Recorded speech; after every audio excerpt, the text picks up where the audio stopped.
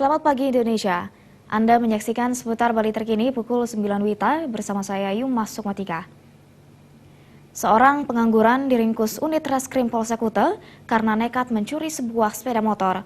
Tersangka melancarkan aksinya dengan berpura-pura menjadi penghuni kos sebelum menggasak sepeda motor korban.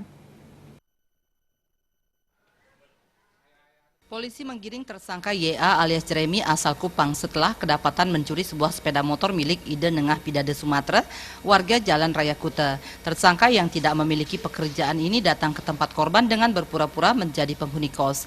Saat korbannya tidur, pelaku kemudian mengambil kunci kontak sepeda motor dan membawanya kabur termasuk dompet korban ke Jalan Sesetan Denpasar.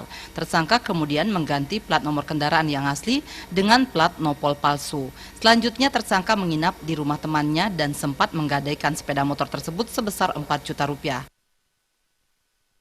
Dengan cara berpura-pura sebagai tamu ataupun mengaku kenal akrab dengan para pemukim atau yang tinggal di tempat kos tersebut, sehingga kepercayaan daripada pemilik kos-kosan maupun yang tinggal di kos-kosan itu sangat tinggi kepada para pendatang di tempat itu.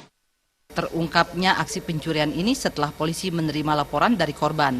Polisi juga mendapat informasi ada seseorang menawarkan sepeda motor dengan harga murah.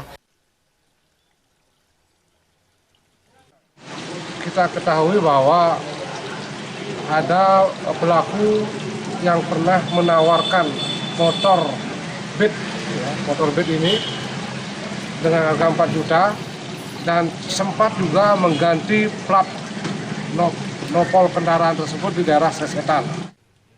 Sebuah sepeda motor 2 pasang plat nopol dan STNK kini disita polisi sebagai barang bukti. Tersangka diancam pasal 362 KUHP dengan ancaman 5 tahun penjara. Raiswantara, Bali TV. Pemirsa, demikian seputar Bali terkini kali ini. Nantikan informasi menarik kami dalam seputar Bali terkini 1 jam mendatang. Salam Indonesia.